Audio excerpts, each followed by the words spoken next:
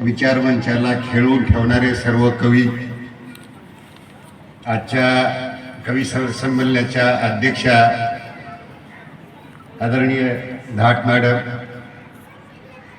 आम्ही उच्च व तंत्र शिक्षण विभाग, महाराष्ट्र शासन, महाराष्ट्र राज्य ग्रंथालय संघ, उस्मानाबाद जिल्हा ग्रंथालय संचालय ऑफिस व वाशी तालुका ग्रंथालय संघ या सर्वांच्या विद्यमानं ग्रंथ उत्सव करण्याचं आम्ही नियोजन केलं. कारण आम्हा सर्वांचा आत्मा हे पुस्तक आहे, ग्रंथ आहे. हे ग्रंथ सगळ्यांच्या डोक्यामध्ये खेळली पाहिजे, सगळ्यांच्या हृदयामध्ये खेळली पाहिजे.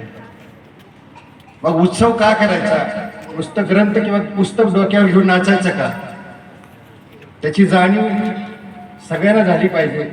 महोत्सवातून पुस्तकाचा स्टॉल आला पाहिजे, पुस्तकाची विक्री झाली पाहिजे, विक्रेत्याला ग्राहक मिळाला पाहिजे आणि पुस्तकाच्या प्रकाशकाला सुद्धा विक्रेता मिळाला पाहिजे. आणि सगळ्यात महत्त्वाचं, ही संकल्पना चालू असताना समाजामध्ये ग्रंथालय चळवळीच्या माध्यमातून परिवर्तन झालं पाहिजे, हे आमच्या हृदयामध्ये आहे. आणि हे परिवर्तनाची संकल्पना राबवत असताना आमच्या ग्रंथालय मंडळाची, ग्रंथालय चालवत असताना होणारी हेळसाट हेही तुमच्या समोर आली पाहिजे, हा उद्देश आहे. आणि हा उद्देश सफल होण्यासाठी सर्व टीमने आधी हृदयातून काम केलेलं आहे. सर्व टीमचं मी पहिल्यांदा मनपूर्वक स्वागत करतो, आभार मानतो. आमच्या जाता जाता आम्हाला आमच्या व्यथा सांगा वाटतात, कारण व्यथा सांगितल्याशिवाय उत्तर मिळतच नाही किंवा आमच्याबद्दल भावनाही निर्माण होत नाहीत, आमचे प्रश्न सोडण्यासाठी प्रयत्न होत नाहीत. आमच्या व्यथा काय आहेत? जशी एका बापाची अवस्था असते, फाटका बनियन स्वतः घालतो, फाटक्या अंडरवेट स्वतः घालतो आणि कुटुंब प्रगतीच्या वाटेवर जावं अशी त्याच्या हृदयात भावना असते, तशीच आमच्या सर्व ग्रंथ चालवणाऱ्या ग्रंथालय मंडळीची अवस्था अशी आहे की आम्ही पुस्तक समाजाला द्यायचं काम करतोय, परंतु सरकारी दरबारी आमची दखल घेतली नाही. सरकारी दरबारी दखल घ्यावी म्हणून आदरणीय सूर्यवंशी सरांच्या वयाकडे बघा, त्यांच्या वयाच्या 82 वर्षापर्यंत ते ग्रंथालयाला न्याय मिळावा म्हणून हमेशा भागत आहे, हमेशा प्रयत्नशील करतो. आणि त्यांची एक धारणा आहे की आपण रडलं तरच मिळतंय, नाही रडलं तर मिळत नाही. आणि त्यांना साथ देणारे आमचे यशेल भाऊनी आणि आदरणीय सूर्यवंशी सरांनी जिल्ह्यामध्ये ग्रंथालयासाठी हाक दिली, आम्ही त्यांच्या पाठीशी असतो.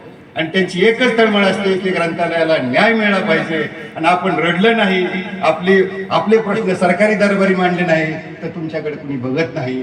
आणि आम्ही आमचे प्रश्न मांडण्यासाठी गेल्या वर्षी उस्मानाबादला आदरणीय जिल्हा ग्रंथालय अधिकारी साहेबांना आम्ही सांगितलं की तुम्ही जिल्ह्याच्या ठिकाणी ग्रंथोत्सव साजरा करता, परंतु हा ग्रंथोत्सव तालुक्या ठिकाणी सुद्धा झाला पाहिजे, त्याचा प्रसार झाला पाहिजे.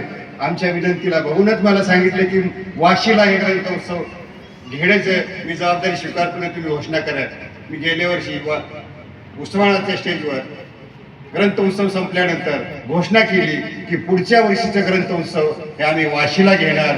आणि वाशीला आयोजन केलं तर सर्वांच्या डोळ्याचं पारणं फिटेल आणि आपल्या बुद्धीची भाग फिटेल अशा पद्धतीचा ग्रंथोत्सव आदरणीय भाऊने करून दाखवलेला आहे.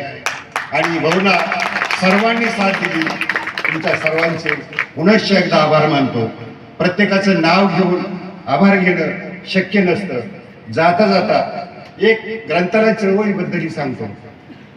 कवी प्रश्न निर्माण केले सगळ्या कवींनी की आमची दाद कुणी घेत नाही, परंतु तुम्ही आमचा एक दस्तऐवज आहे.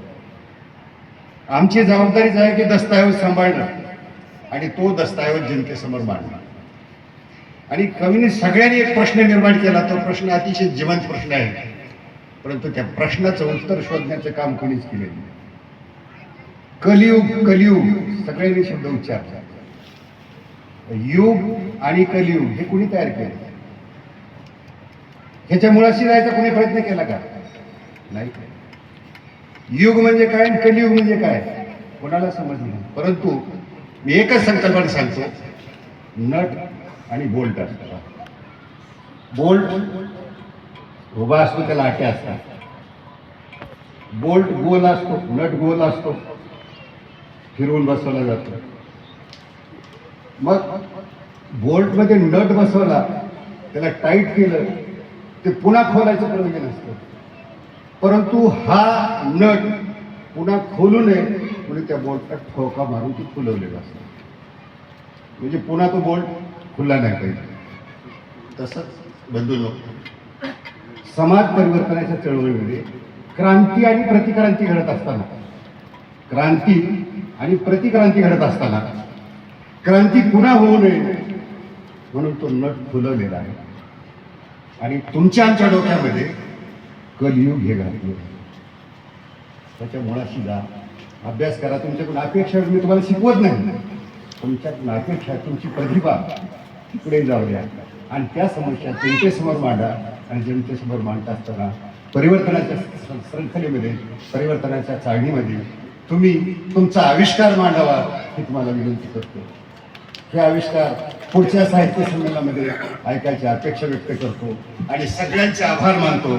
सगळ्यांचे आभार मानल्यानंतर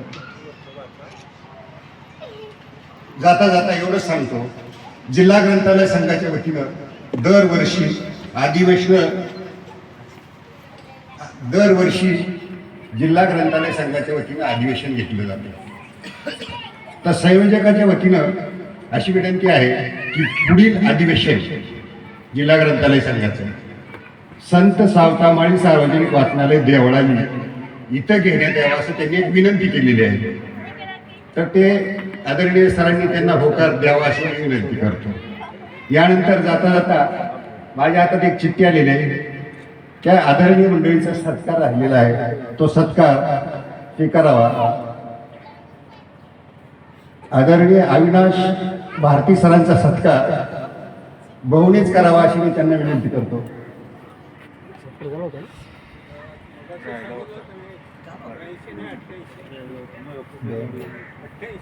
सॉरी, सरांचं 88 वय आहे, 82 चुकून बोललो बरं का.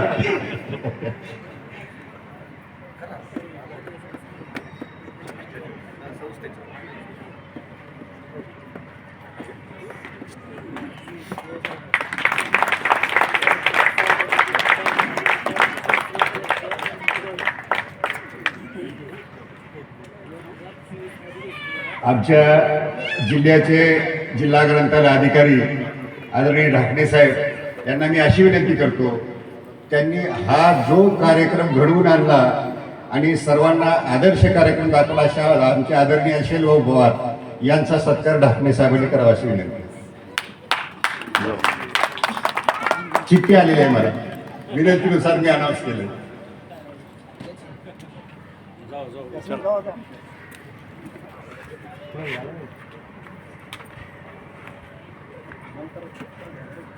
असं चिठ्ठी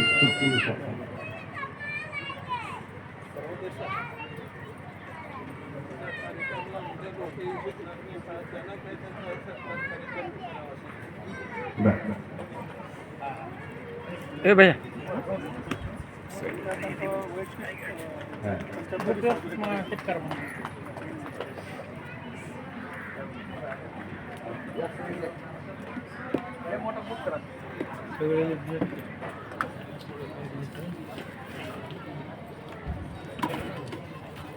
सगळे